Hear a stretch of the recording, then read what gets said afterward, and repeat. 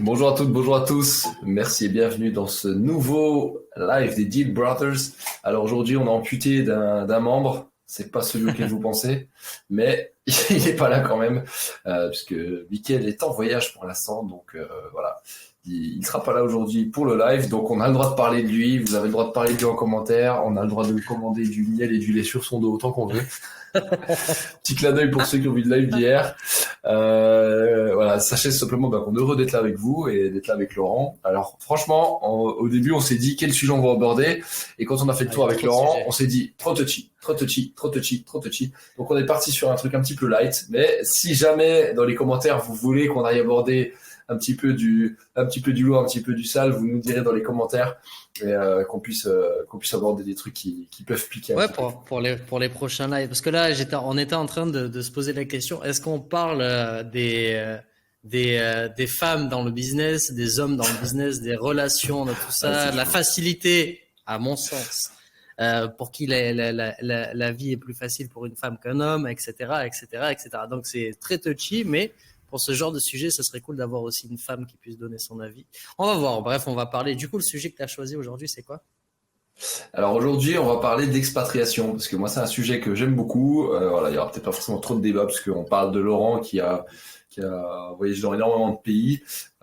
J'ai aussi une petite expérience, notamment dans des pays que peu de gens ont eu la chance de visiter, donc je vais aussi Mhm. pouvoir vous partager ça. Mais tout simplement, je trouve que c'est intéressant parce que quand on parle d'expatriation, pour lancer un petit peu le sujet, on a toutes sortes de visions et c'est toujours un peu le côté l'herbe est toujours plus verte ailleurs, quoi. Je veux dire, on se dit ouais, c'est Mhm. génial, je vais dans un pays où je paye 1000 euros par mois ma villa avec piscine, avec femme de ménage, Mhm. avec la bouffe, tout ça, ça me coûte rien, c'est génial. Mais à côté de ça, t'as aussi toute la misère qui va aussi souvent avec des pays qui sont dans un développement qui est autre que la France. J'aime pas dire en voie de développement et tout ça parce que je trouve que c'est de la grosse connerie. Mhm. Mais des pays où t'as pas forcément autant d'aide sociale que tu peux avoir en France. Moi, je donne cet exemple assez particulier de la France parce que en tant qu'ancien éducateur social, j'ai aussi vu beaucoup de choses, Mhm. notamment des SDF qui n'étaient pas, c'est-à-dire des gens qui Qui quémandaient, choisissent. même pas, c'est-à-dire qu'ils quémandaient. Tiens, l'exemple tout simple, il y en a encore beaucoup d'ailleurs à Strasbourg. Hein, t'avais Mhm. beaucoup de gens qui quémandaient devant les magasins. Et la vérité, c'est que moi, je travaillais dans un établissement social, donc on avait comme un immeuble social, d'accord. Mhm. Donc chaque personne avait son logement, c'était des chambres, d'accord. Ils avaient des logements, mais Mhm. ils étaient contrôlés par une assistante sociale.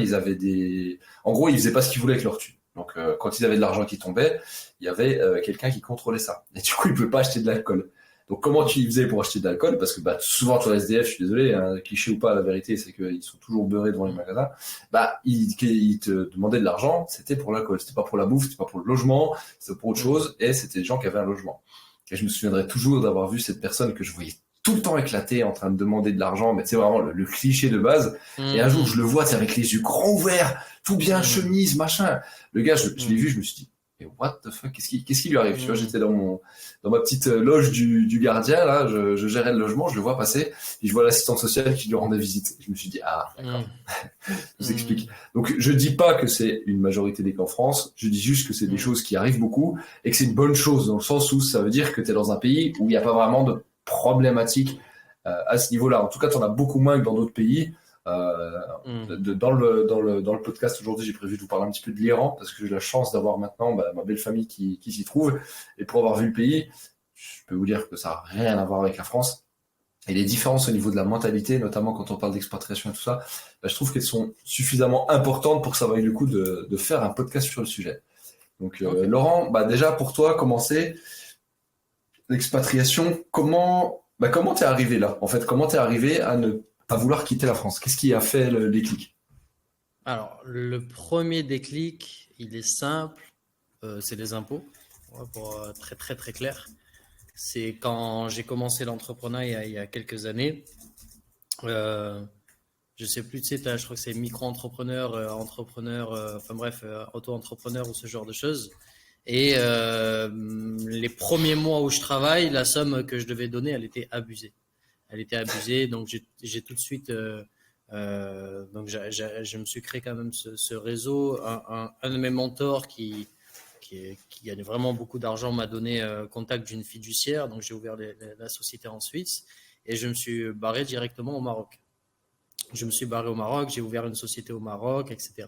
Donc ça, c'était le premier truc de quitter la France par rapport à ça. Tu vois, c'est encore une fois, si en France ça serait utilisé dans le bon sens, pourquoi pas. Tu vois, c'est juste que je trouve que c'est pas forcément utilisé dans les bons endroits ou de la bonne manière.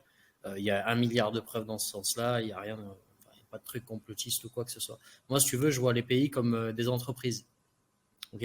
Et étant donné que je suis un peu investisseur, est-ce que l'entreprise de la France est un pays dans lequel je veux investir? Absolument pas. Tu vois, je trouve que mon argent, il n'est pas du tout bien utilisé et je ne suis pas sûr d'avoir des dividendes à la fin du mois. Tu vois. Donc, non, moi, je vois, c'est vraiment, je vois les pays comme des entreprises. Et après, donc, il y a ça. Et après, tu as. Alors, moi, j'ai jamais eu ce problème d'insécurité, parce que, au contraire, ça m'amuse, tu vois. Venir me chercher pour se battre, vas-y, c'est. Voilà. Au contraire, c'est un très bon jeu pour moi. Mais du coup, j'ai jamais eu ce challenge d'insécurité, mais je vois l'insécurité qu'il y a. Quand je parle d'insécurité pour moi, je parle surtout d'insécurité au niveau du temps. Tu vois, par exemple, là, il est quoi? Il est 21h bientôt, là, 20h50 de chez moi. Dès que j'ai terminé, j'ai juste à descendre de chez moi et il y a de la nourriture qui est bonne et ça va me prendre 5 minutes à prendre la nourriture et à remonter chez moi et puis terminer. Tu vois, en France, tu vas commander sur Uber, c'est pas forcément bon. À 22h, 23h, il y a tout qui est fermé, tu peux rien faire. Donc, tu vois, je parle de sécurité émotionnelle pour moi. Tout est beaucoup plus rapide, beaucoup plus fast, beaucoup plus machin. Après, encore une fois, ça dépend où tu achètes ou ce que tu fais. Donc, si tu veux, moi, l'expatriation, je la vois évidemment au niveau gain d'argent, gain de temps et surtout qualité de vie. Tu vois, qualité de vie. Et quand je parle de qualité de vie, c'est pas encore ah tiens, j'ai un appartement, le même prix en France, ça coûterait moins cher. Non, si tu veux, mes dépenses sont exactement les mêmes ici au Vietnam qu'en France, sauf que personnellement, comment t'expliquer? Je me sens beaucoup mieux pour travailler et par ma sécurité émotionnelle dans le sens où j'aime quand les choses vont vite. Et aujourd'hui, ben, je te donne un exemple très simple. Donc là, j'ai emménagé au Vietnam. Je me rappelle plus les jours exactement, mais ça se passe comme ça. C'est lundi, j'ai mon visa, etc. Donc je prends mon billet d'avion. Et moi, il faut absolument que j'ai Internet avant d'arriver dans le nouvel appartement, donc dans celui-ci. Donc on est lundi.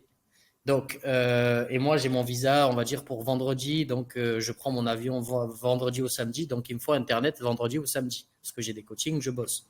Et donc, on est lundi. J'appelle donc du coup le lendemain mardi, puisqu'il y a le décalage horaire, ils sont en train de dormir. J'appelle la personne qui m'a fait visiter l'appartement en visio. Je lui dis, bon, il me faut Internet.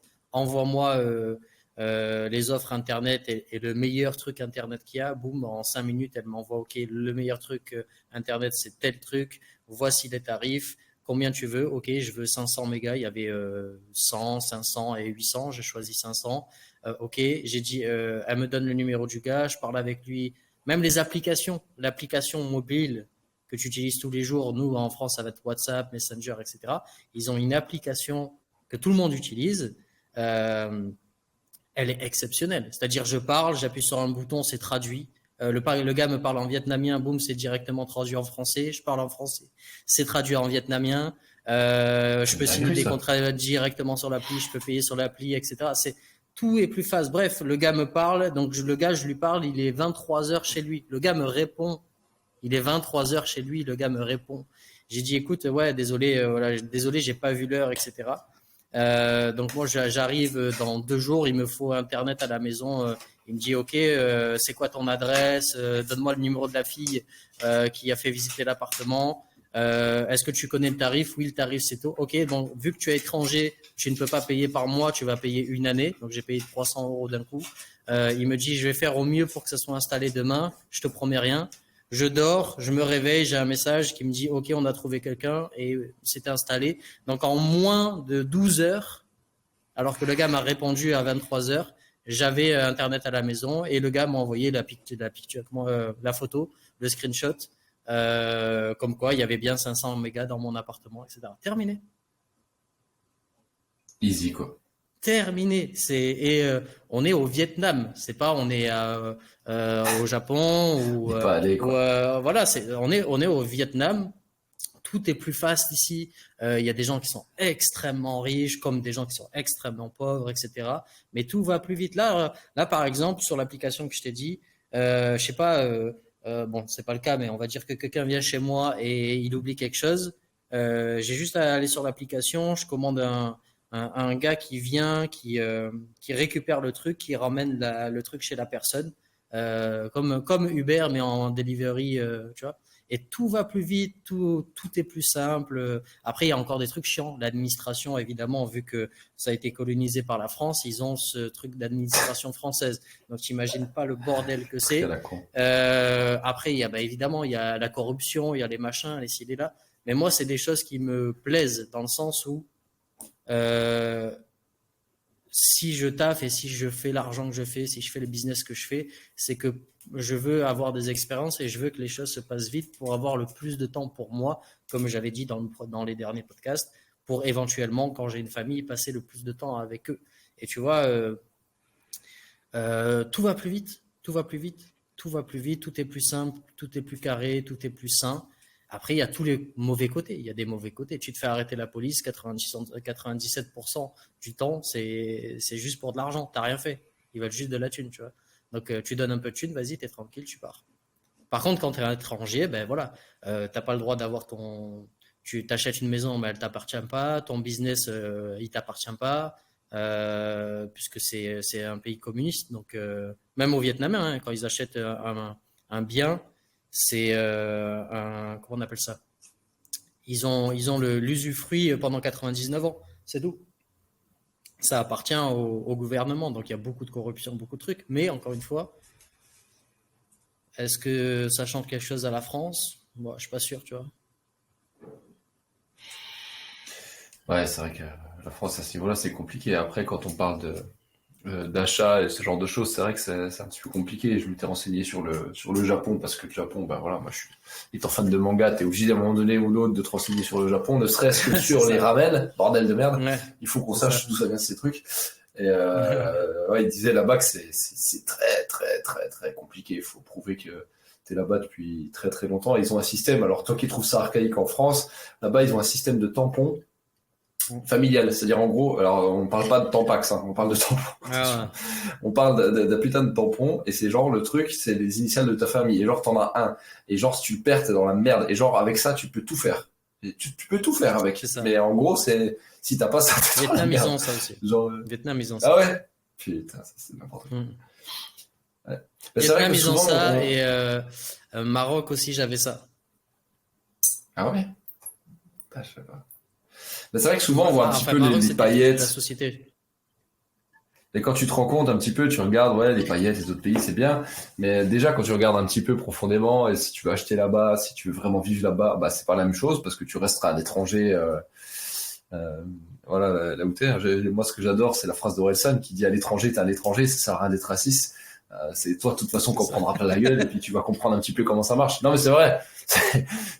Tu peux être raciste que dans ton pays, finalement, hein, c'est une connerie, c'est une connerie monumentale le racisme. Moi, j'adore ce genre de comparaison parce que finalement, tu te dis, ouais, voilà, tu vois, les étrangers ils font chier, machin. Ok. Après, tu prends un peu de recul, puis tu te passes, tu fais la guerre. Ouais, mais les Allemands, c'est des cons. Ok. Tu prends un peu de recul. Ouais, mais finalement, l'Asie, c'est des enculés. Ok, tu prends un peu de recul, puis là, tu te fais attaquer par les extraterrestres. Ouais, mais de toute façon, nous, on est des humains, on va tous vous niquer la gueule. Puis là, t'as plus de racisme, tu vois. T'es raciste juste parce que juste parce que t'as le temps d'y penser. Franchement, ça c'est. C'est ça. Mais toi qui es dans le marketing, tu sais très bien que les gens ont besoin d'un ennemi commun. Toi, ta femme, du coup, si j'ai bien compris, elle est iranienne. Moi, toute ma famille sont black. J'ai toute ma mère, elle est black et j'ai toute ma famille, c'est des malgaches. Donc, je sais qu'il n'y a rien à voir. Tu vois, moi, je suis blanc aux yeux bleus, mais ma mère est black. C'est très chelou. Mais bon, bref, ça arrive comme ça. Et du coup, ouais, enfin bref. Déjà, quand tu voyages, tu vois la différence. Tu vois la différence et tu vois aussi ce que les gens pensent des Français à l'étranger. C'est abusé. C'est abusé. C'est abusé total. Mais est-ce que c'est abusé faux ou est-ce que c'est abusé Ah non, c'est abusé des fois. mais voilà, j'habite en France et la France c'est pas toujours ce qu'on dit, mais en fait quand même un peu quoi. Non, c'est pas, c'est vraiment aux yeux du monde, en tout cas tous les pays dans lesquels je suis allé, on est vraiment des saucissons pour les gens, tu vois. On est vraiment des gros sauciflards, quoi. Ils se foutent de notre gueule, mais à abuser, quoi. C'est un truc de quoi, tu vois, c'est toujours la question. Ah, mais en tout cas actuellement pour les gens, les Français, c'est des quiches, quoi. C'est des quiches. Tu vas au Vietnam, j'étais au Maroc, tu vas en Espagne, c'est la même chose. On est des, comment on appelle ça, des porte-monnaies sur pattes. Je parle pas des femmes, hein. Je parle pas des femmes là, hein. Je parle juste des gens en général. On est juste des porte-monnaies et on est juste sur la terre juste pour gaspiller de l'argent, quoi. On est des trous du cul pour eux, hein, que ça soit très clair, net, précis. Dans beaucoup de pays, la France, c'est des trous du cul. Ah, ça me fait penser, alors peut-être qu'il y en a qui connaissent là en live un live, justement une conférence d'Idriss Aberkan, et il commençait sa conférence en parlant un petit peu de mindset. Et il disait, voilà, une petite histoire pour parler mindset. C'est un vendeur d'escargots, d'accord, le truc basique. Alors, je suis végétarien, je mange pas. Mais voilà, je vous partage quand même l'histoire, même si ça me fait mal au cœur. Franchement, ça me fait mal au cœur. Donc, c'est un vendeur d'escargots qui se retrouve avec 2 seaux d'escargots. Et en fait, il y en a un avec un couvercle et l'autre sans. Du coup, le mec, il y va, il lui dit, mais pourquoi t'as un seau qui a un couvercle et puis l'autre qu'on n'a pas? Mais il dit, tu vois, le seau avec la couvercle, ça, c'est de l'escargot, c'est de l'escargot américain, tu vois, c'est de l'escargot. Je sais plus si c'était américain, mais bon, voilà, on s'en fout. Ouais. Finalement, dans le principe, ce sera la même chose. Il dit, ça, c'est de l'escargot américain, tu vois, si j'ouvre le truc, ils vont tous se barrer, c'est obligé. Je veux dire, ils sont faits pour partir. Je dis, mais pourquoi, du coup, ton autre seau d'escargot, le couvercle, il est pas dessus? Mais ça, c'est de l'escargot français. Dès qu'il y en a un qui grimpe, de toute façon, tous les autres vont le choper pour le ramener au fond. Et en fait, c'est tellement ça. C'est-à-dire que moi, je le vis en France et je le vis au quotidien. C'est-à-dire, des fois, tu sais, je te dis un truc con, mais vraiment con. On était avec ma fille dans la rue. Je lui ai filé un billet de 5 euros parce qu'on a commencé, tu vois, à passer sur l'argent de poche. Donc, tu vois, du coup, je donne des fois son argent de poche. Elle était dehors dans la rue à se balader avec son billet. Et, tu vois, l'instinct de français, je lui ai dit, mais range ton billet, ça se fait pas. Il me dit, mais pourquoi? Je dis, parce que je lui dis, et je lui ai pas dit, genre, ça se fait pas. Je lui dis, en France, tu vois, ça se fait pas de se balader comme ça avec un billet à la main et de montrer que t'as de l'argent. Parce que, tu te dis, je sais pas, tu vas passer devant SDF en agitant ton billet, tu vois, tu te sens mal, tu vas voir des gens, ils vont regarder, ils vont te jeter. Et c'est la même façon où, des fois, moi, je pense voiture de luxe, je pense maison de luxe et tout. Puis j'ai tout de suite le truc de dire, ah, c'est chaud. Genre, tu vas te balader avec une voiture de luxe, il y a un type, il va venir, il va te mettre un coup de clé. Tu vas aux États-Unis, le type t'arrête, puis te fait une interview, te dit, hey, comment t'as eu ta voiture, super intéressant. Et j'avais entendu cette phrase qui pour moi était fantastique aux États-Unis. Et c'était que, par rapport à la mentalité, et justement, tu vois, moi, je suis blindé de préjugés parce que j'ai jamais vécu ailleurs. J'ai beaucoup voyagé, mais j'ai pas vécu dans un autre pays. Et ce qu'on disait sur les États-Unis, c'était qu'en fait, aux États-Unis, t'as pas de pauvres, t'as juste des millionnaires en devenir, tu vois. Et je trouvais que c'était assez représentatif du côté où en France, en fait, déjà, tu dis que tu veux être millionnaire, t'es mal vu. Déjà de base, tu vois. C'est-à-dire de base, tu le penses, tu le dis, t'es mal vu. Et aux States, c'est un petit peu genre, on vise les étoiles. Tu vois, c'est normal. En même temps, est-ce que toi, t'as senti ça un petit peu quand t'as voyagé? Si on parle des États-Unis rapidement, en même temps, si tu veux, ils n'ont pas le choix. C'est-à-dire, tu regardes les couvertures sociales, les machins, la moindre opération, c'est $30 000, le moindre truc, etc. J'ai besoin. Donc, en fait, ils n'ont pas le choix de faire de l'argent. C'est juste que, encore une fois, je critique pas la France, c'est juste que moi, ça ne me correspond pas. Sur plein de sujets. Et puis, de toute façon, encore une fois, ça fait 10 ans que je fais ce que je fais. Le 90% des gens que j'ai au téléphone qui sont en France pensent de la même manière, tu vois. C'est juste qu'ils n'ont pas pour l'instant les moyens ou le choix de faire il y a des enfants, il y a la famille, il y a ci, etc. Moi, j'ai la chance d'avoir une famille éclatée. Donc, du coup, j'ai pas cette attache-là émotionnelle avec la famille de dire, ah, tiens, un tel me manque, etc. Non, c'est cool. Donc, du coup, c'est juste le seul truc qui est inhérent, qui est pareil pour tout le monde, ce sont les challenges émotionnels. Ok, dans n'importe quel pays que tu vas avoir, moi qui suis dans ce domaine-là, tout le monde a les mêmes challenges émotionnels. Après, chaque pays, tu as des récurrences qui se fait par rapport à certains pays, etc. Mais c'est vrai, donc ça, c'est les challenges émotionnels. Mais le reste, que ce soit l'argent, que ce soit le ci, le là, peu importe. Tu vois, là j'ai rencontré une fille, là, j'ai parlé avec une fille qui a 21 ans. Elle a mis 10 000 euros en euros, hein, 10 000 euros, enfin en dong vietnamien, mais elle a mis 10 000 euros de côté à 21 ans. Alors déjà, on met une pause là-dessus. Quel Français de 21 ans a 10 000 euros de côté? Ok, déjà, voilà. Déjà. Et deux, c'est une Vietnamienne. C'est pas 10 000 euros, hein. Si on transférait en euros, ce serait pas la même chose, hein.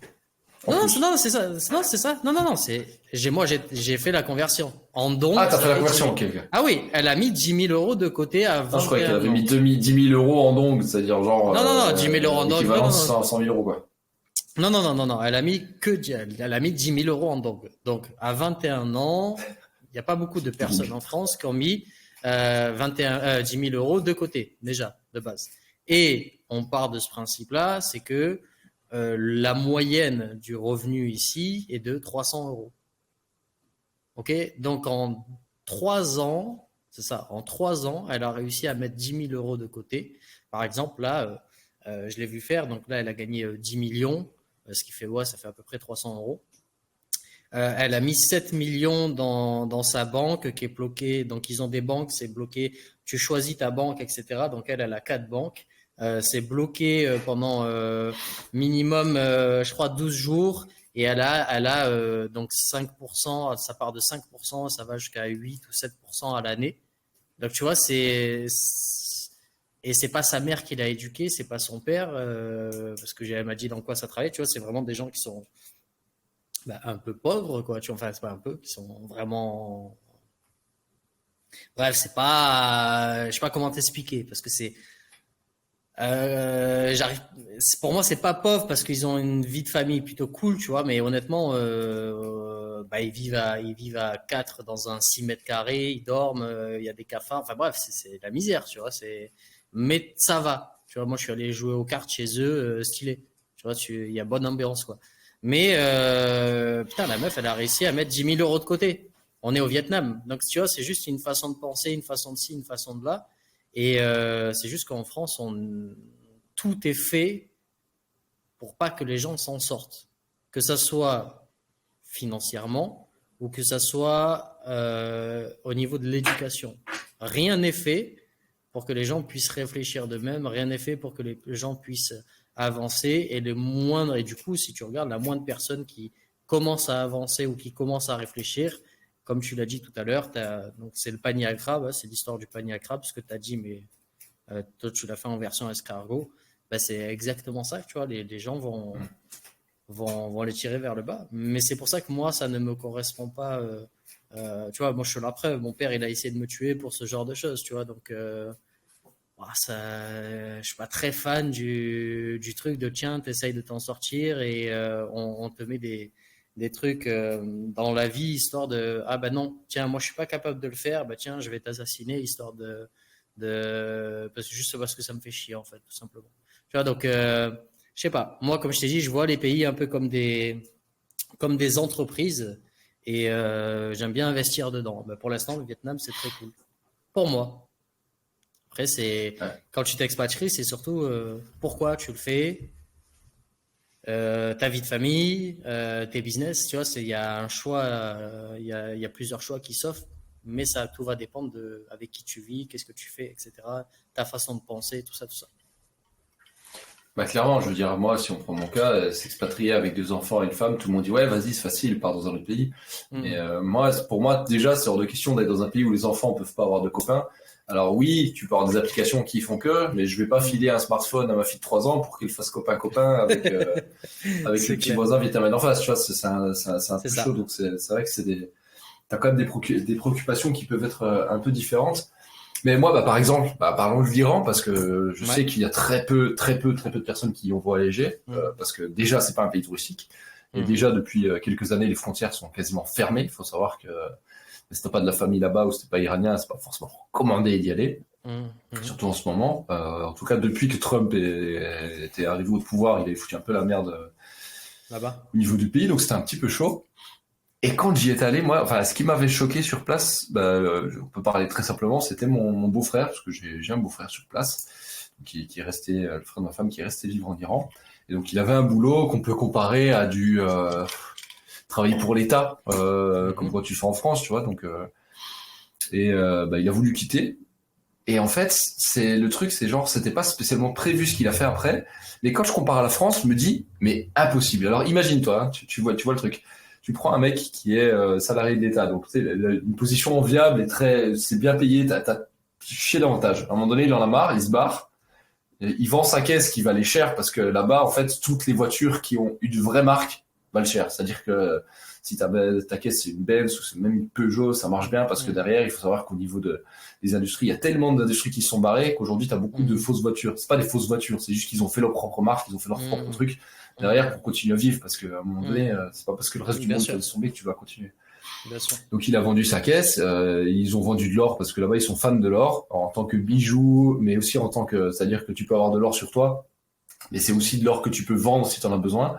C'est pas comme en France où finalement tu te prends une douille à chaque fois que tu en achètes tout le temps. Clairement. Et il a ouvert une supérette. C'est-à-dire qu'il a ouvert sa petite épicerie du coin. Et en fait, je me disais, c'est une dinguerie parce que tu prends le même schéma en France, mais personne n'oserait lancer le truc déjà parce que tu dis, ouais, mais je connais pas, je vais pas ci, je vais pas ça. Puis lui, il s'est dit, faut que je gagne de l'argent, tu vois.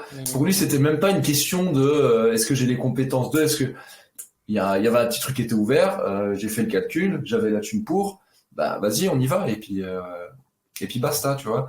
Et c'est vraiment ce côté mindset où t'as des gens qui sont dans la rue et qui te demandent de l'argent pour moins que ça.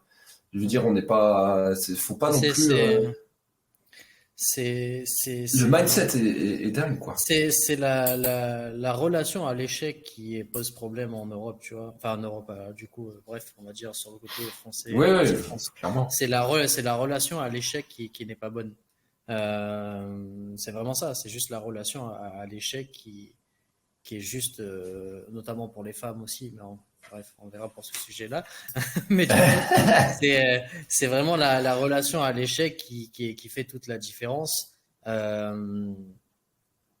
Et quand quelqu'un est vraiment dans une situation d'échec qui pour lui est un échec qui pour d'autres ne pourrait pas l'être, il est capable de partir vraiment au fond du trou, quitte à aller dans la rue, à machin. Alors, on parle de manière générale, hein, histoire de faire des parenthèses, on parle de manière générale. Tu as des gens qui sont à la rue, qui ont des vraies histoires, qui ont des vrais trucs, etc.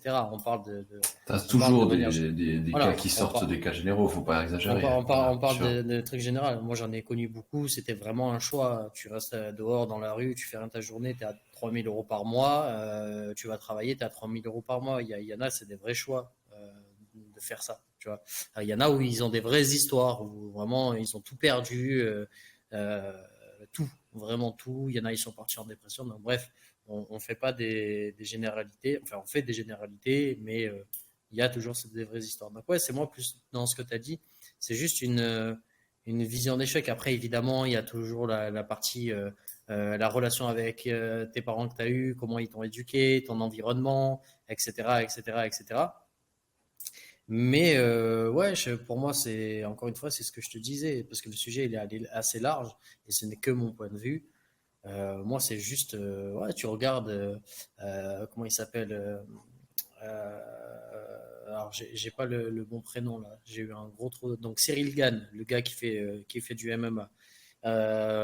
Il fait son match de MMA. Pendant qu'il fait son match de MMA, il se fait cambrioler. Il y a quelques jours, il y a un autre mec qui s'est fait cambrioler. Après, c'est des trous du cul. Ils vivent dans un pays qui n'est pas sécuritaire, donc en France. Et ils commencent à montrer leur montre, leur ci, leur là. Tu sais, au bout d'un moment, il faut être adaptable. L'être humain, si t'es pas adaptable, t'es con. Tu vois, je veux dire, tu vis en France, tu sais que la France c'est comme ça, bah tu fais attention. Tu vois, moi c'est pareil. Si je vais en France, eh ben, il y a des choses que je dirais pas, que je ferais pas, etc. Pas pour mon insécurité, encore une fois, comme j'ai dit, je kiffe ça. C'est pas ça. C'est juste faut juste être adaptable et pas être trop con, tu vois. Donc, il y a beaucoup de gens qui se font cambrioler. Il y a qui dernièrement, tu as eu un mec de la gastronomie là, française, comment on appelle ça? Un cuisinier, un chef cuisinier qui a fait une vidéo sur sa collection de montres. Ouais, ça n'a pas duré 2 semaines. 2 semaines après, il s'est fait cambrioler.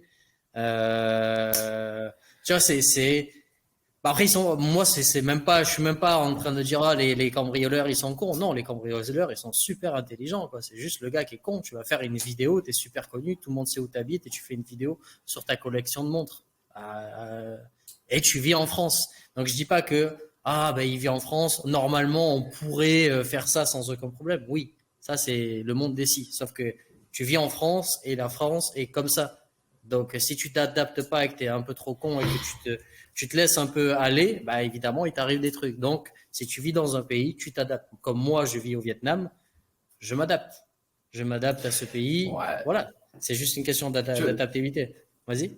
Après, il y a quand même des limites à ça, parce que regarde, moi j'ai vu. En fait, je pensais comme toi, je me suis dit vraiment, c'est un problème de la France. C'est-à-dire, genre, si t'es en France et puis que t'as un petit peu de thunes, mais déjà, t'entends jamais parler des milliardaires qui se font cambrioler. Alors peut-être ça arrive, peut-être qu'on en parle pas. Il y a thune et thune. Il y a thune et thune. Ouais, voilà, mais regarde Keanu Reeves, tu vois. Le gars, non seulement c'est un type en or, ouais. Et en plus le mec, il peut te buter avec n'importe quelle arme de la main droite ou de la main gauche. C'est-à-dire, c'est vraiment à ses entraînements, tu vois. Et il vit dans un pays où t'as le droit d'avoir des flingues et il s'est quand même fait cambrioler. Et du coup, tu vois, des fois je me dis, on pense ça, mais c'est aussi une question de mentalité, c'est-à-dire que t'auras toujours un mouton noir, je veux dire. Que tu prennes 100 Français ou que tu prennes 100 Américains, t'auras toujours un connard qui sera prêt à aller cambrioler des gens parce qu'il se dit que c'est sa seule façon de réussir, tu vois. On est tout à fait d'accord. Moi, je viens de ça. J'allais dire un truc de ouf. J'allais dire, je viens de ce milieu-là. Oui et non. Mais le truc, c'est, je comprends ce truc-là. Je dis juste que il y a certaines personnes. En fait, c'est parce qu'on parle d'expatriation. Moi, je dis que quand tu es dans un pays et que en fait, moi, tu connais un peu les choses en off. Je vais dire un peu comment je pense. Tu arrives dans un pays, tu arrives quelque part, tu dois analyser les choses. Le pays, il est comme ça se passe comme ça. Quand tu fais ça, il y a ça. Quand tu fais ça, il y a ça. Quand tu fais ça, il y a ça. Ce n'est que des mathématiques. Si tu n'es pas trop con, tu analyses et tu fais en sorte qu'il y ait de moins de chances possibles qu'il t'arrive quelque chose. Après, là, tu parles des États-Unis et la France, c'est des pays les plus déglingués au monde, tu vois. Donc, tu vois, les États-Unis, c'est n'importe quoi. Bref, mais c'est juste ça. Et tu prends le moins de risques possible. Surtout en tant qu'homme, tu vois, c'est notre rôle aussi surtout toi, par exemple, qui a une femme, qui a des enfants, c'est au niveau de la sécurité, c'est ce truc-là, c'est d'analyser les situations. Donc moi, par exemple, si je vis en France, je sais que la France, ça se passe comme ça, comme ça, comme ça. Tu fais en sorte de pas être un trou du cul et de faire des vidéos sur ta collection de montres alors que tout le monde sait où tu habites. Je sais pas, par contre, tu es à Dubaï. Alors, jamais j'habiterai à Dubaï. J'ai pas, peut-être en vacances ou quoi, mais c'est pas un pays qui me fait kiffer. Mais je sais qu'à Dubaï, là-bas, tu peux faire ta vidéo sur ta collection de montres. Tout le monde peut savoir où tu habites. Il y a personne qui va te cambrioler parce que le pays fait que il y a des rois, des règles, etc. Après, encore une fois, un tout petit peu te faire couper la tête si tu fais des conneries. C'est pas la même punition, tu vois. C'est juste ça. Regarde, Coupe du Monde, t'as une Algérienne qui, je crois que c'est Côte d'Ivoire, Coupe du Monde dans la Coupe du Monde d'Afrique. Une Algérienne qui va à Côte d'Ivoire, qui commence à dire des trucs racistes sur les réseaux. Boum, Côte d'Ivoire, allez, interdit du pays à vie. Ça s'est passé en 2 secondes. Tu vois, en fait, je dis pas qu'un pays est mieux que l'autre. La France, c'est magnifique pour les vacances, pour moi. Ok, certaines personnes, magnifique. La France, c'est un excellent, comment on appelle ça? C'est je sais pas ce que tu veux dire. T'as commencé par excellent, alors je peux pas t'aider. Ouais, du coup, ça m'a fait bugger. Non, tu sais, non, quand on dit qu'un pays fiscalement, il est super intéressant, un paradis. La France est un magnifique paradis fiscal. Si tu comprends la fiscalité en France, c'est un paradis fiscal, la France. Mais il faut comprendre la fiscalité, il faut comprendre et il faut avoir aussi un peu d'argent. Voilà. Mais en fait, moi, c'est que mon avis, tu vois. Moi, c'est juste que par rapport à la vitesse dont j'ai envie que les choses se fassent, tu vois, par exemple, on a Wahida, tu connais Wahida, on l'a en commun. Elle était en Suisse, là, elle est venue habiter en France rapidement. Elle a pris un forfait téléphonique. Bah, son numéro suisse. Elle a qu'un numéro suisse. Tu vois, elle a qu'un numéro suisse. Elle a pris, pas un forfait téléphonique, mais elle a pris le truc Internet sans le téléphone. Juste le Internet. Bah, ils peuvent pas communiquer avec elle parce qu'elle n'a pas de numéro français.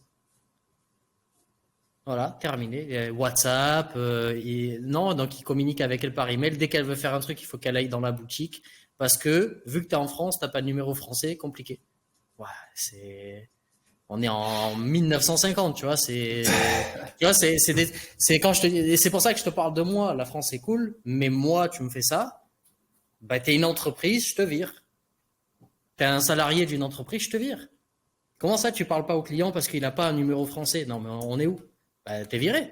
Et moi, pour moi, encore une fois, les pays sont des entreprises. Donc, est-ce que je mise dans un pays qui n'est pas capable juste de communiquer avec quelqu'un alors qu'il a un numéro suisse et parce qu'il n'a pas de numéro? Non, vas-y, j'ai la flemme. Il y a certains trucs en France où tu dois encore imprimer des papiers. Tu dois imprimer des papiers parce que si tu n'as pas le papier imprimé, bah, ça fonctionne pas. Et je parle pas du papier original. C'est même pas un truc où tu dois montrer les trucs originaux. Ça, c'est OK.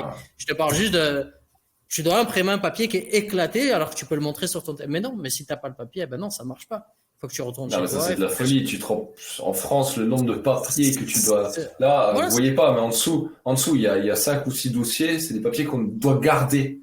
Tu sais, genre, en France, on te donne un papier pour te dire pendant combien de temps tu dois garder tes papiers. Et ça m'en fout. Ça m'en fout, tu vois. Genre 10 ans pour les extraits bancaires et tout, mais sinon, ça va aussi, peut-être. C'est un peu... C'est juste ça. C'est pour ça que je te dis, moi, ce genre de truc, moi, ça me rend fou. Moi, après, il y a... Ça rend fou tout le monde, genre. Ouais, non, mais c'est parce que je vais pas... Il y a personne que ça dérange pas. Je suis assez... Hashtag paperasse sur les réseaux sociaux, là. Allez, on va faire péter.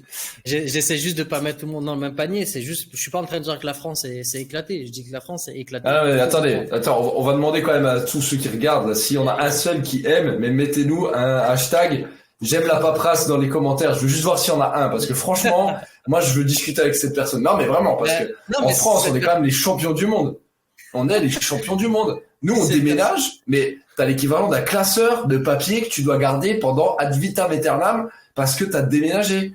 Et je pense que tu vas dans n'importe quel autre pays, c'est genre, ok, t'as déménagé. Qu'est-ce que tu veux que ça me foute? Tu vas voir les gens, ils vont te dire, mais pourquoi tu me dis que t'as déménagé? Je m'en fous, tu me donnes ton adresse, on n'en parle plus, tu vois, genre en mode, mais tu veux pas de papier? Tu veux pas que je te signe un recommandé avec accusé de réception, validé par, tamponné par l'État français? Moi, c'est ça qui me rend fou. C'est pareil, là, tu vois, j'ai vu à la Poste, il y a pas très longtemps, tu veux retirer plus de 1500 €, il te faut un justificatif. Ça rend fou en France aussi. En fait, c'est ça, c'est que il y a certaines personnes qui peuvent aimer ça, tu vois. Il y a des gens qui aiment se faire fouetter la nuit, tu vois. Il y a des gens qui peuvent aimer ça. C'est juste que moi, personnellement, j'aime que les choses sont vite. Donc, il y a certains pays où, quand tu as un peu d'argent, les choses vont vite. Et moi, ça me correspond. Après, encore, il y a toujours des pour et des contre. L'herbe n'est jamais mieux verte ailleurs. C'est juste là où tu te sens mieux. Et donc, c'est pour ça, si on revient sur le sujet de l'expatriation, c'est pourquoi tu t'expatries. C'est pourquoi ta vie de famille, le temps que tu as, l'argent que tu as, et tu dois choisir le pays qui correspond à ton besoin. C'est surtout ça, quoi. C'est surtout choisir le bon pays qui correspond par rapport à la vie que tu souhaites. Et c'est vrai que ce que tu disais avant, moi je voudrais rebondir dessus parce que je pense que ça va intéresser aussi pas mal de gens. Le fait de prendre en compte les coutumes du pays où tu vas et tout, ça reste quand même super important. Et je voulais vous montrer ça parce que ça c'est un petit objet qu'on a acheté en Iran. Et en fait ce qui était cool c'est que tu vois on allait dans une boutique donc on l'a négocié et c'est moi qui ai voulu le négocier. Du coup j'ai demandé à ma femme comment on parlait iranien pour le négocier. Et quand j'ai parlé en iranien au gars, pour vous dire un petit peu la mentalité, tu vois, dans d'autres pays où quand tu fais l'effort quand le mec, j'ai négocié en iranien le prix du truc, il s'est foutu de ma gueule. Au début, je me suis dit, mais il dit quoi que j'ai dit trop? Et il m'a fait, genre, je pense 50% sur ce que je lui avais demandé, parce qu'il m'a dit, c'est bon, t'as fait l'effort, t'as parlé iranien, tu sais quoi, vas-y, prends-le, je te donne à ce prix-là, t'inquiète pas avec.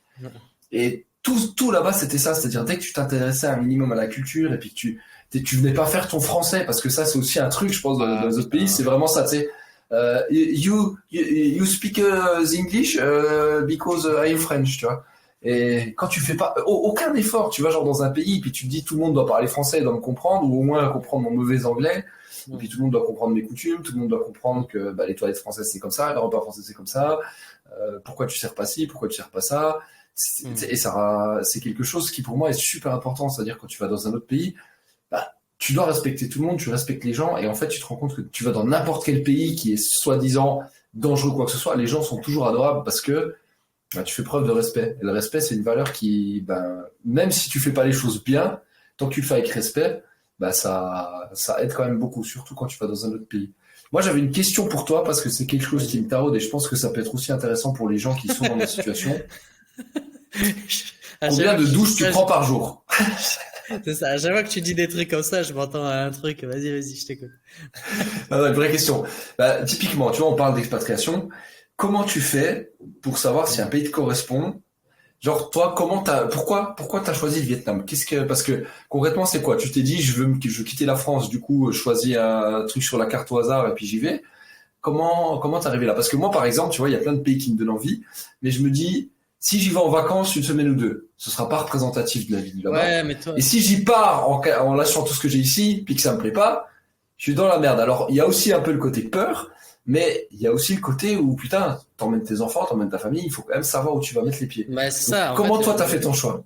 Le challenge, c'est que toi, t'as femme et enfant. Ce que moi, j'ai pas, tu vois. Et du coup. Mais t'as quand même dû faire un choix. Alors, enfin, ma vie a fait que tu vas me mettre dans un endroit, je vais m'adapter. C'est pour ça que je te parle d'adaptation. Si tu veux,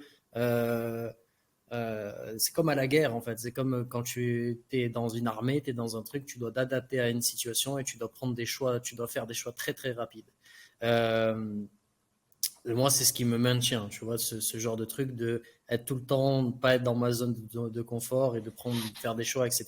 Et je pense que c'est un excellent exercice, notamment pour le business aussi, tu vois, ok, ah tiens, ça, bon, on fait ça. Bref, premier pays où je m'expatrie, c'était le Maroc. Donc vraiment, je pensais jamais aller dans ce pays, donc je m'expatrie dans ce pays-là. Moi, si tu veux, c'est pas que je choisis pas. Je sais pas, je saurais pas t'expliquer exactement, mais c'est surtout l'endroit. Je vais choisir un endroit où je connais rien. C'est-à-dire où je sais que je pars de zéro et que je connais absolument rien du tout, mais de rien du tout. Là, ça va me faire kiffer. Donc c'était ça ma question, c'est-à-dire que t'as pas voyagé dans le pays avant, tu vas en mode YOLO quoi. Non, j'y vais en mode YOLO. Je m'intéresse, machin. Et après, encore une fois, je réfléchis. Le seul truc où je peux réfléchir, c'est est-ce que ça va me faire gagner du temps ou pas. Tu vois, j'avais fait une vidéo juste avant de quitter le Vietnam la première fois à cause de tous les trucs qu'il y a eu. Et deuxième fois, j'avais fait une vidéo où dans le building, tu vois, je descends, t'as la piscine, t'as le, tu vois, il n'y a pas ce concept. Je sais pas si en France, je pense pas hein, qu'il y a ce concept de condo.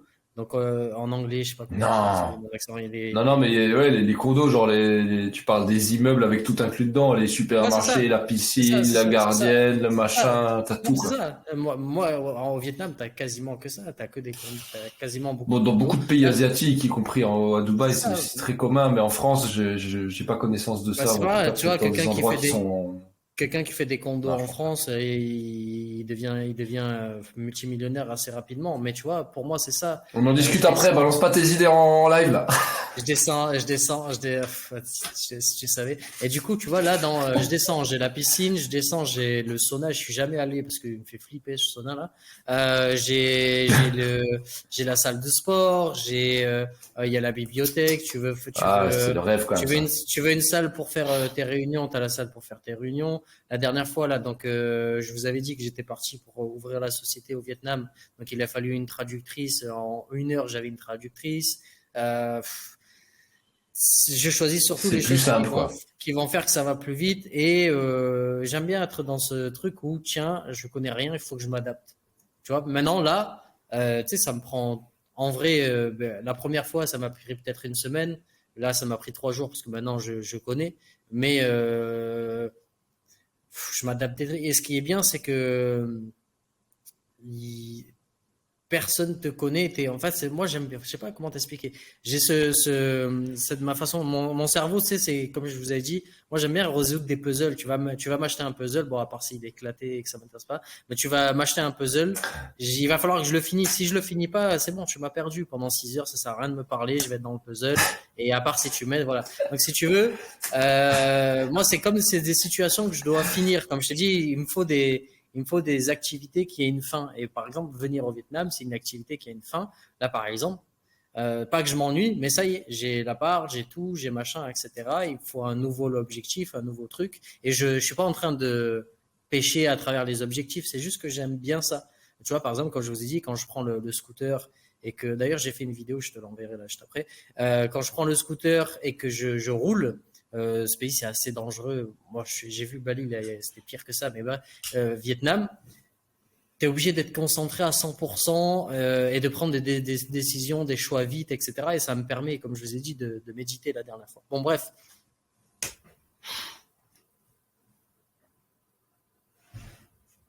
Eh ben, on a perdu Laurent, je crois, pour l'instant. Peut-être gagner du temps.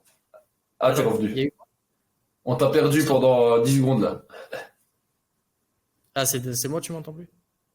Ouais, c'est bon, on te voit là. Mais pendant 10 secondes, t'avais plus de son, plus d'image. Un bug de fou. Hein. Je t'entends pas. Ah, t'es revenu, c'est bon. Tu m'entends pas? Attends, Allô, allô. je reviens, je crois. Juste lève-moi un pouce si tu m'entends. Ouais, moi je t'entends, y a pas de souci. Ok. Mais tu m'entends pas, toi? Ah, c'est les aléas du direct. Si vous connaissez un petit peu, vous savez qu'on est des habitués, mais voilà, faut pas se laisser démonter. C'est pas grave. Laurent va revenir. Tout ça pour dire que c'est vraiment un sujet qui nous touchera tous à un moment donné, parce que finalement, vous avez tous l'envie de partir ou pas d'ailleurs, mais c'est des questions qu'à un moment donné, on va être tous amenés à se poser. Pourquoi on part? Qu'est-ce qu'on veut? Qu'est-ce qu'on va chercher dans un pays? Moi, j'ai cette conviction profonde que on a tous un pays de cœur qui va vraiment nous faire kiffer, qui va vraiment nous faire profiter. Au-delà des impôts, au-delà de tout ça, il y a des considérations qui sont importantes à avoir quand vous avez une famille, quand vous voulez déménager. Je vois souvent aussi des personnes qui déménagent sans trop se poser de questions par rapport à ça, qui partent dans un pays. Euh, pour les enfants, ça peut être compliqué. Alors, t'as pas forcément besoin d'avoir des grands enfants pour que ce soit un problème. Mais quand ton enfant parle pas la langue du pays, le temps qu'il aille là-bas, qu'il apprenne, qu'il s'accommode, il y a aussi des personnes qui peuvent lui manquer, que ce soit quand t'as des grandes familles, même sans forcément avoir des grandes familles, ne plus voir la famille, plus voir les amis. C'est quelque chose qui peut être important. Et c'est vrai que les condos, je trouve que c'est quelque chose qui est assez idéal parce que finalement, tu peux aller dans un pays sans trop te prendre la tête parce que tu as tout qui est inclus dedans. Donc c'est quelque chose, je t'avoue, moi qui m'avait beaucoup intéressé parce que je trouvais le concept intéressant. C'est vrai que c'est dommage qu'il n'y ait pas ce concept-là en France. Mais c'est vrai que le concept de condo, c'est vrai qu'en France, tu as tendance un petit peu à avoir le truc, c'est genre tu peux avoir un appartement de luxe, tu vas acheter une baraque, tu vas plutôt pourquoi se faire chier à avoir un appart. Je vais acheter une baraque pour avoir la piscine, le sauna, le truc. Et dans les pays asiatiques, même à Dubaï, tu as aussi beaucoup ce genre de concept de condo où tu as déjà tout dedans. C'est-à-dire que tu as ton appart, ouais, mais tu as aussi la piscine, le sauna, le hammam, la salle de sport, le supermarché, les restaurants. C'est genre un tout en un. Et je pense que ça peut être un bon point de départ, en tout cas, quand tu veux t'expatrier, pour pas te prendre la tête pour tout. Parce que finalement, c'est ce qui prend le plus de temps quand on déménage. Ça, vous le savez tous, puisqu'on a tous au moins déménagé une fois. Je pense que c'est très rare des gens qui n'ont jamais déménagé de leur vie. De s'habituer à un nouveau quartier, faire des nouvelles connaissances, faire des nouvelles choses. Là, si tu as tout sur place, je veux dire, voilà, là, concrètement, dans un condo, tu rencontres quelqu'un dans les couloirs quand tu vas à la piscine ou à la salle, c'est ton voisin, de base. Tu vois, t'as pas à te poser de questions, de te dire, c'est autre chose. Alors après, la barrière de la langue, c'est encore quelque chose. Mais je pense que ça peut énormément faciliter les relations. Puis après, maintenant que tu as les super applications, je pense que tous les pays du monde l'ont, sauf la France, les fameuses applications qui te transcrivent tout dans la langue concernée. Ça, c'est plutôt intéressant. C'est plutôt intéressant. Est-ce que c'est plus cher un condo en termes parlons un peu de prix? Est-ce que c'est beaucoup plus cher qu'un appartement qui sera en dehors d'un de ces établissements ou pas? Non, non, puisque là, bon, après, c'est un pays communiste, donc je sais pas comment ça se passe en dehors d'autres pays communistes. Mais les condos dans lesquels je suis, si tu veux, c'est vraiment, c'est-à-dire, par exemple, à la fin du mois, enfin au début du mois, quand tu payes l'électricité, je sais ce que le voisin doit payer parce qu'on reçoit un email avec chaque appartement ce qu'il doit payer en termes d'électricité. Si tu veux, le condo, c'est une entreprise. Donc tu peux pas faire pousser ta marijuana tranquille, quoi. Sinon, tu te fais griller direct. C'est ça. Et du coup, si tu veux, tu prends le bâtiment, c'est une entreprise. C'est-à-dire, ils ont dit combien. Là, par exemple, il y a eu les trucs de Noël, donc il y a eu les gens qui ont donné de l'argent. Ils ont dit, ah ben tiens, les gens qui nous ont donné de l'argent, en tout, ça a fait tant. Donc il y a 77 personnes qui travaillent dans le bâtiment, donc chacun va toucher tant. Donc tu es au courant de tout. Je reçois des emails quasiment tous les jours en disant voici ce qu'on a fait aujourd'hui, voici ce qu'on a fait aujourd'hui, tel jour, telle date, la piscine sera fermée parce qu'on va la maintenir. Là, je sais qu'il y a un truc de pesticides qui va aller demain, etc., etc. Donc c'est vraiment une entreprise et ils gagnent de l'argent et avec cet argent ils font des trucs, etc. Et non, tu vois là l'appart que j'ai, je crois on est sur 600 euros. J'ai un 90 mètres carrés. On est sur 600 euros. En fait, le Vietnam, c'est un peu.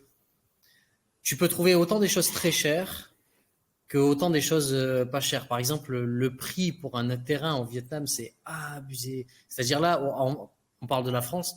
En France, pour le prix d'un terrain et d'une construction ici, alors ça dépend où, évidemment.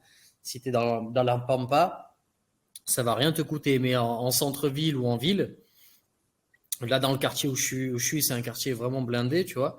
Pour le même prix, tu te fais une villa piscine à Saint-Tropez, tu vois. Alors qu'ici, tu as un truc qui est pas très. C'est beau, mais c'est pas ouf. Par contre, les gens sont. Il y a beaucoup d'argent en Vietnam. Il y a vraiment beaucoup d'argent. Et du coup, la question, c'est c'était quoi la question? Est-ce que c'est cher? C'était quoi? Ouais, non, mais par rapport, est-ce que c'est plus cher de vivre dans un condo, par exemple, que si tu avais décidé de vivre dans un appartement classique, quoi? Est-ce qu'il y a une grosse différence? Non, je pense ça dépend. Encore une fois, ça dépend le quartier, ça dépend le condo, ça dépend tout. Je crois que j'ai un condo qui est juste. Non, du coup, il est là. Qui est juste derrière moi. Tu vois que le condo, ouais, ça va coûter peut-être le double de ce que moi, où je suis, tu vois. Ça dépend. En fait, ça dépend. Vu que c'est communiste, c'est que des entreprises. Tu sais, c'est que de l'entrepreneuriat, c'est que du.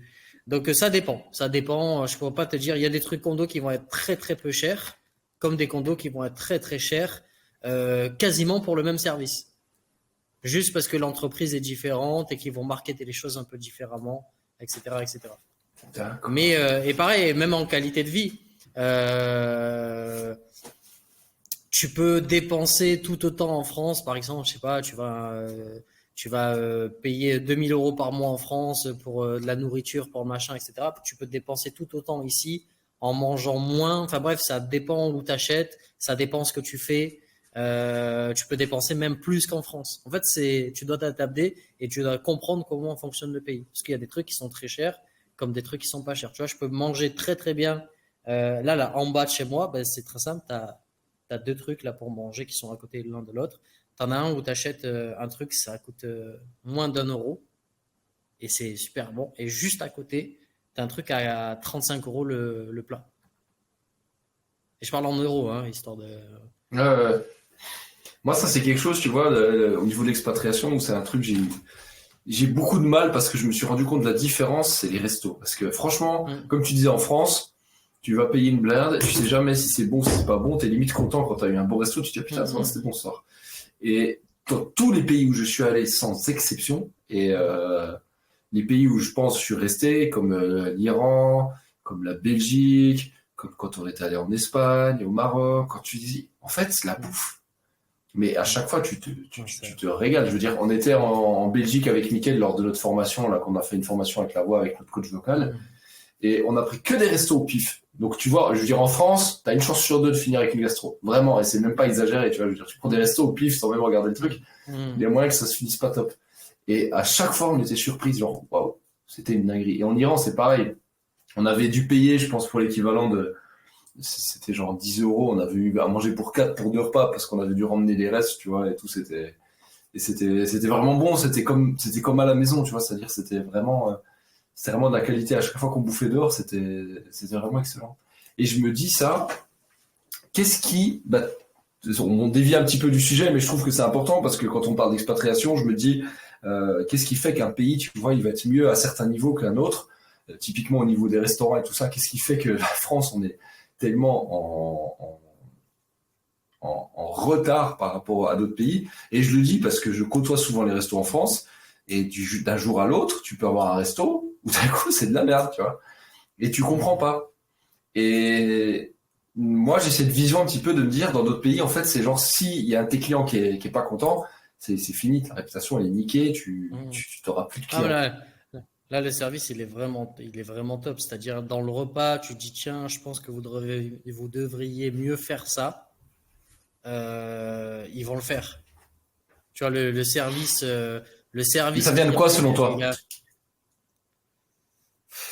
encore une fois, pour moi, c'est tout. C'est l'éducation, c'est le truc. Là, ici, c'est pareil. Ils doivent gagner de l'argent. Donc, si t'es pas content d'un truc, tu vas le dire. Ah bon, après, il y a des gens qui abusent, notamment les étrangers, les Français à l'étranger. Putain, je les supporte pas.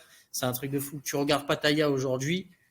C'est une annexe de la France, le truc. Bref. C'est juste que le service, il est top. Je sais pas comment t'expliquer. Ben, je t'ai donné l'histoire de quand j'ai emménagé pour Internet. Ouais. Va discuter à un mec de chez Free, Bouygues Télécom ou j'en sais rien en France qui te répond à 23h et qui le lendemain met ton truc chez toi en France, machin. Non, t'as un Tu peux rendez-vous. avoir des trucs rapidement à 23h en France, mais c'est pas pour la fibre. C'est ça. Donc, du coup, C'est tu pas la vois, même ligne blanche. si tu veux, C'est si n'importe tu veux, quoi. tu vois, si tu veux, tu vois, c'est le rendez-vous pour que le gars t'arrange un problème technique. Et en plus, c'est à cause de eux. Tu as le rendez-vous 2 mois après.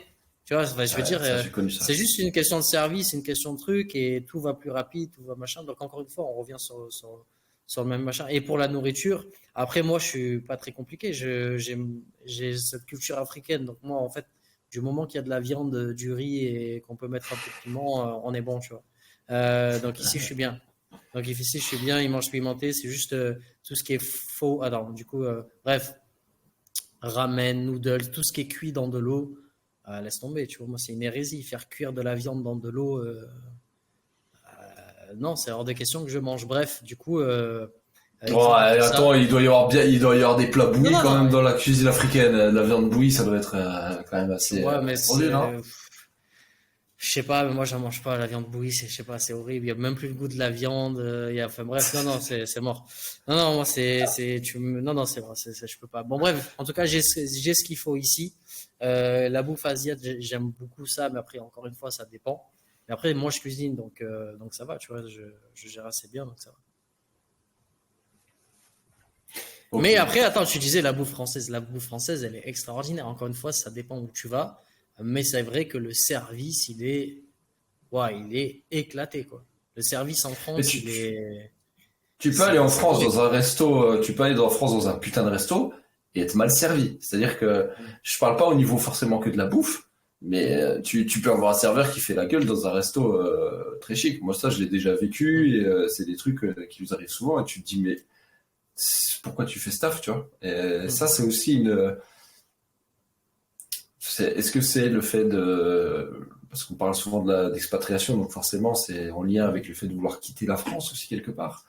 Est-ce que Je c'est sais pas. lié aux aides qui sont proposées? Est-ce que c'est d'autres choses? Parce que je- finalement, je- dans d'autres pays, comme tu le dis, Mickaël le disait aussi, quand tu es en Argentine, puis que tu payes quelqu'un, que ce soit pour la bouffe, que ce soit pour le ménage, que ce soit Hum, pour X ou hum. Y, les gens, ils font leur taf à fond. Et quand tu C'est leur donnes un ça. pourboire, ils sont aux anges. Il me disait, j'avais donné 2 ou 3 euros à ma femme de ménage, l'équivalent Hum, en argent argentin. Elle était ouais. refaite et elle voulait même pas les prendre. Je disais, mais en France, tu donnes 2 ou 3 euros de pourboire à ta femme de ménage, il y a moyen qu'elle te les claque à la gueule, tu vois. C'est en mode, je peux même pas m'acheter un café avec ça, tu vois. Et C'est ça. Après, c'est un peu la question. t'as certains pays où tu ne peux pas donner des pourboires. Je crois que c'est Japon, ce genre de choses. C'est pas bien vu de donner des pourboires. Mais non, le service ici, non, c'est trop. Et puis même, tout te fait gagner. Encore une fois, je parle que pour moi. Moi, ce que j'aime, et comme je vous l'ai dit la dernière fois, C'est dans le ce que j'avais face. dit, c'est ce qui me fait gagner du temps. Tu me fais gagner du temps. Peu importe, tu vas me vendre un truc qui va me faire gagner du temps. C'est bon, t'es déjà à 90% sûr que je vais acheter le truc. Et le truc, c'est ça. J'avais un sujet, putain, il est parti dans ma tête.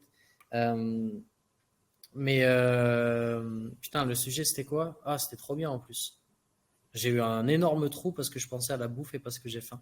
Euh, donc, ouais, donc pour revenir sur ce C'est que tu un disais, trou au sens premier du terme, quoi. T'as vraiment la c'est dalle, quoi. ça. Ah non, non, là c'est vraiment j'avais faim. Et le truc c'est ça, c'est que vraiment, en tout cas moi, ce que je choisis, c'est de me mettre pas de danger, parce que pareil, la dernière fois on a fait un podcast où on parlait, je disais que les gens ils avancent dans la douleur, etc.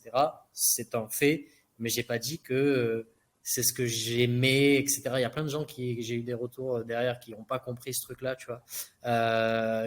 Que le fait que bah, l'être humain il avance dans la douleur, il y a certains challenges émotionnels si tu les as et que tu continues à les avoir alors que tu sais que ça te fait du mal, c'est que quelque part tu ne souffres pas assez pour machin. Après, je dis pas qu'il faut souffrir, machin, que l'amour c'est pas beau. Il y a plein de gens, ils ont rien compris. Mais bon, bref, c'est pas grave.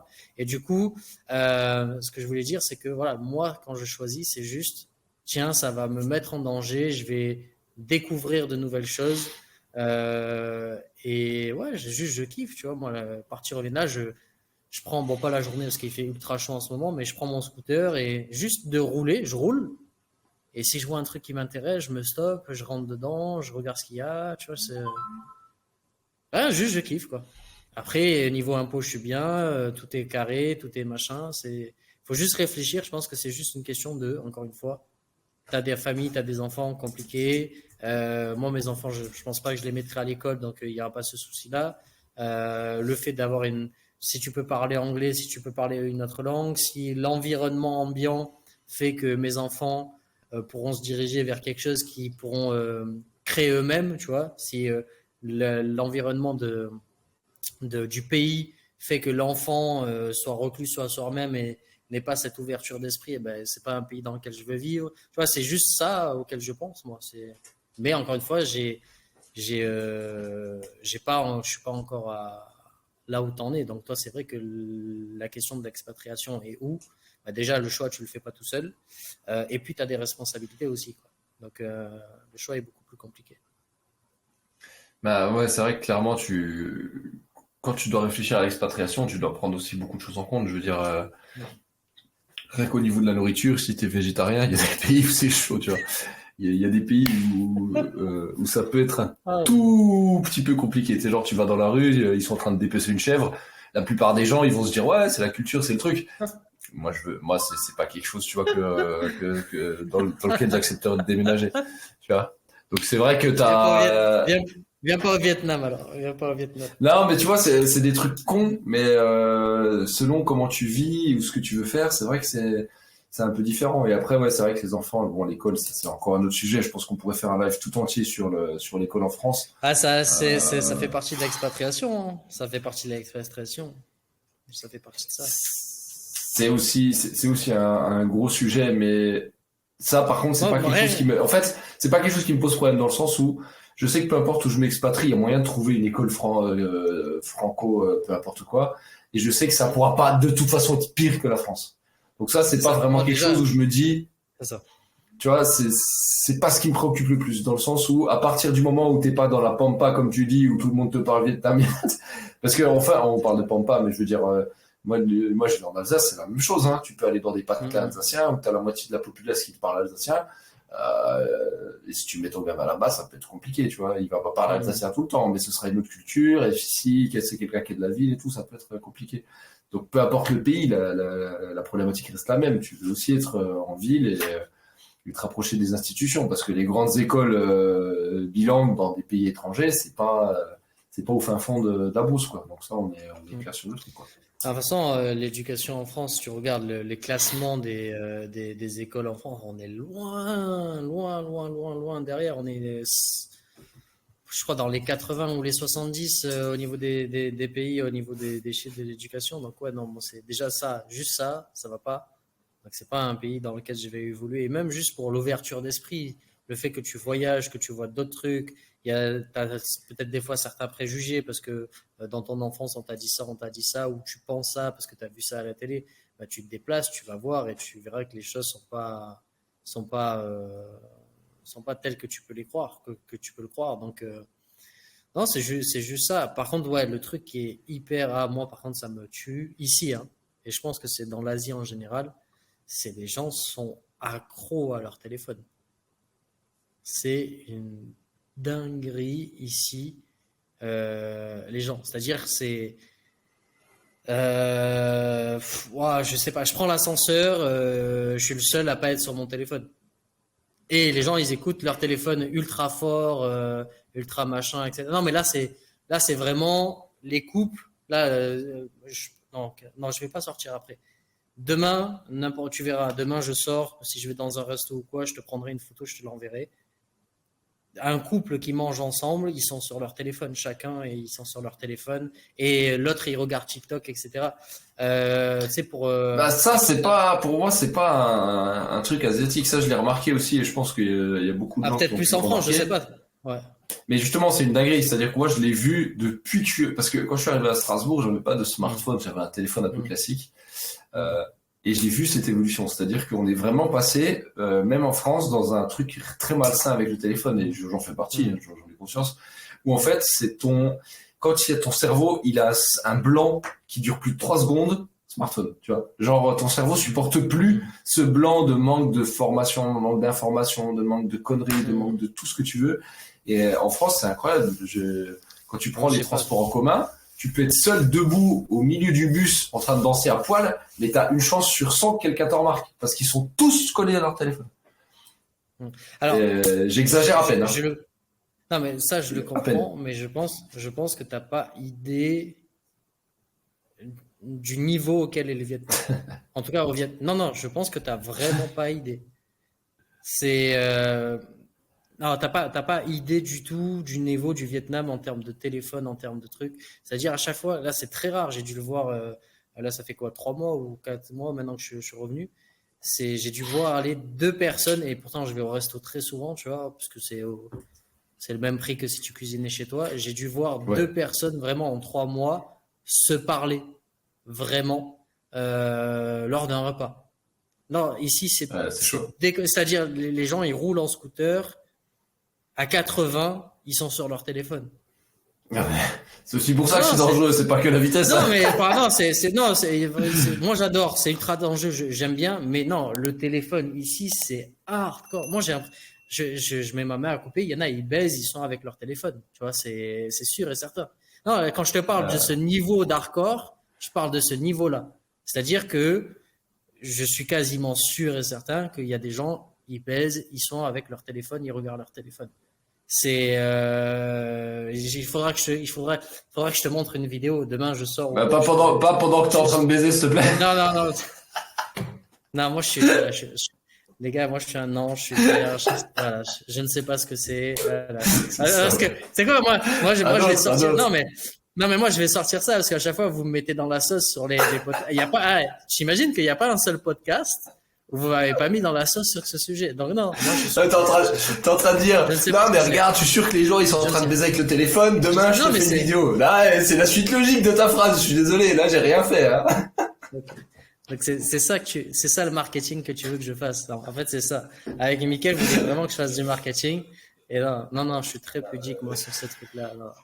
Je n'ai pas, non, j'ai pas de sexe, moi, je suis un eunuque. Je suis masculin, voilà. Allez, on est parti là-dessus, c'est parti. Non, mais en vrai, non, c'est abusé. Bon mot de la fin. C'est vraiment hardcore. Par contre, le point, après moi, ça me dérange pas parce que je m'en fous. Moi, je parle avec personne. Et de toute façon, je parle ni anglais, ni rien du tout. Tu vois, je sais juste dire les mots de base un peu en vietnamien, ce qui me sert, et puis terminer. Mais non, hardcore, hein. Vraiment très hardcore le téléphone ici. Et c'est fou, et ça pourrait être un autre sujet. Mais moi qui adore la psychologie humaine, c'est fou comment. Donc c'est TikTok ici. Hein. TikTok ici, c'est fou comment il a fracassé l'attention des gens. Ouais. C'est l'attention des gens, il est fou. C'est-à-dire, tu vas dans un magasin, tu as 90% des gens qui travaillent dans le magasin qui sont en train de regarder TikTok. Par contre, tu leur demandes un truc, ils vont te servir, le service va être dingue, etc. Mais ils sont sur TikTok. Tout le temps. Ah, c'est hallucinant. Bah ça pourrait être un vrai sujet une fois parler TikTok, parce qu'en France, je me rends compte aussi qu'à chaque fois que je capte quelqu'un sur un smartphone et que c'est pas moi, bah ils sont sur TikTok, quoi. Et je me dis waouh. C'est qu'il y a un truc qui se passe, quoi. Cette application, elle est malsaine de fou. Hein. Elle est vraiment malsaine, cette application. Mais c'est un beau sujet parce que moi, encore une fois, c'est mon addiction, c'est mon obsession, la psychologie humaine. Donc, je sais qu'est-ce qui fait que TikTok, machin et tout. Mais après, t'attires pas forcément les bonnes personnes, c'est pas forcément les bons produits à vendre et tout là-bas et tout. Mais ouais. Donc ouais, expatriation. Bah écoute, vois, je sais pas, moi, de ton côté, je sais que tu veux t'expatrier. T'as la Suisse qui est à côté, qui est pas mal. Attends, j'arrive, je t'écoute, hein. Non, genre, tu fais plus jamais ça. Tu fais plus jamais ça. Tu me laisses plus jamais. Donc pour les gens qui veulent s'expatrier, en tout cas sur la France, il y avait le Portugal qui était pas mal, mais les lois ils ont changé. T'as la Suisse. Pour moi, la Suisse pour l'instant il y a rien de mieux, mais encore une fois, ça dépend de votre vie de famille, ça dépend de pas mal de choses, ça dépend d'énormément de choses. Après, Ça avait sonné. si t'es entrepreneur ou pas, ouais, je te disais toi, t'as la Suisse qui est à côté, qui est pas mal. Ouais, mais c'est cher. Même Mickaël dit que c'est cher et lui, il vient de là-bas, tu vois. C'est vraiment le truc. Ouais, c'est cher, oui. Après, ça dépend. Après, ce qui est cher en Suisse, c'est non, c'est sympa la Suisse. Franchement, j'aime beaucoup. Ouais, après, c'est pareil. Le service est pas mal, etc. Mais après, c'est surtout tout ce qui est service de santé. Quand tu habites là-bas, tu dois payer des trucs de fou en termes de santé, de machin. Et t'as pas le droit de pas le faire, quoi. C'est ça qui est chiant un peu là-bas. Mais après, ouais, encore une fois, moi, je peux pas te donner de conseils là-dessus. Il faut juste que tu cherches ce qui est le mieux pour toi, pour ta femme, pour tes enfants. Et après, tu as une liste de pays, et après, tu visites et tu vois. Ouais, après, de toute façon, pour l'instant, la France, voilà, j'ai aussi cette vision où je me dis, c'est pas le paradis, mais finalement, il y a aucun pays qui sera de toute façon à la hauteur de ce que tu cherches. C'est pas le pays qui fait la vie que tu vas avoir. Donc, non, c'est la famille avec laquelle faire le deuil de ça, quoi. C'est la famille avec laquelle tu es ou la famille que tu construis qui est le plus important. L'endroit, c'est pas forcément. L'endroit, on s'en fout. Bah oui. Ouais, c'est ça. Si t'as en tout cas pour nous qui sommes des hommes, si t'as une femme, des enfants et que il y a de l'amour, le machin, c'est terminé. C'est ce que je t'avais dit. Moi, j'ai fait le Noël chez la grand-mère qui était toute seule. Ouais, la vie de famille qu'ils ont, elle est extraordinaire. Par contre, ils ont rien en termes de moyens, mais donc, si tu trouves une femme et que t'en fais ta maison, tu vois, je parle pas de la femme, je parle de la famille que tu crées, c'est ta maison. En tout cas, pour nous les hommes, je parle. Après les femmes, je sais pas. Ce sera l'autre sujet à débattre. Ouais, je pense que c'est un bon mot de la fin. Et non, mais vraiment, parce que finalement, je me rends compte que ce sujet, il en réveille plein d'autres. Et ce serait vraiment intéressant d'en parler, notamment les femmes dans l'entrepreneuriat. Alors dites-nous, parce qu'on a eu vraiment cette discussion avec Laurent avant de lancer le podcast, de se dire, est-ce qu'on tente ça ou est-ce que c'est vraiment un terrain glissant? Donc l'idée, ce serait vraiment de parler de la place de la femme entrepreneur par rapport à l'homme et de parler un peu de tout ça, d'aller dans le brut, et puis de pas forcément hésiter sur ce dont on va parler. Alors, sachant qu'on va pas forcément aller dans la direction où tout le monde irait, hein. On est un petit peu là pour casser les codes. Surtout Laurent qui a des idées très arrêtées sur le sujet qui sont super intéressantes pour le coup et qui sont, je trouve, bien plus documentées que ce qu'on peut écouter ailleurs. Mais ça peut être assez marrant. Alors, dites-nous un petit peu si vous êtes chaud ou pas pour ça. Sachant que si c'est le cas, de toute façon, clairement, le prochain, ce sera la thématique qu'on va aborder. La tête dans la guillotine, tu sais. Il faudrait qu'il y ait une entrepreneuse. C'est ça. Il faudrait qu'il y ait une entrepreneuse qui puisse venir et débattre sur ce sujet parce que il y a son point de vue surtout. Bon allez, tu dois partir. C'est quoi ce podcast là? Tu me fais t'inviter des gens et tout. C'est quoi ça? Bon. Mais non, on va faire ma fin plutôt prévu. Mot de la fin, merci à tous de nous avoir écoutés. C'était vraiment un kiff. Et dites-nous dans les commentaires si ça vous va la prochaine fois, si on tente un petit peu de s'éloigner des sentiers battus avec Monsieur Laurent. Et vous promettez juste de pas nous détester après le prochain podcast. Et Mickaël. Juste ça. Et Mickaël, on n'a pas parlé de toi, hein. J'espère que tu t'en souviendras. Hein. Ouais, c'est ça. On n'a rien dit. Ciao Laurent. À très vite. Salut. Ciao, gros bisous. Ciao. Ciao.